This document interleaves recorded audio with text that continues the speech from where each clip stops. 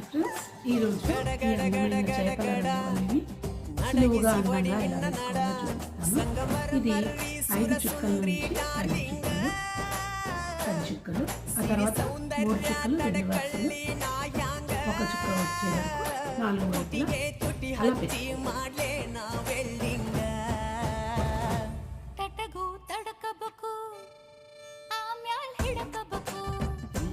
ಮೊದಲು ಮಕ್ಕಳಬೇಕು ಆಮ್ಯಾಲ ಲಗ್ನಬೇಕು ಹಿತ್ತಲಕ್ಕ ಕರಿಬೇಡ ಮಾವ ಬಲ ನಾಚಿಕೆ ಆಗತೈತಿ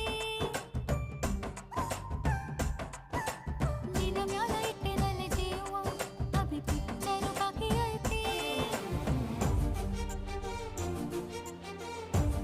కనుక మీకు నచ్చినట్టయితే లైక్ చేయండి, షేర్ చేయండి, కమెంట్ చేయండి మరియు నా ఛానల్కు సబ్స్క్రైబ్ చేయండి.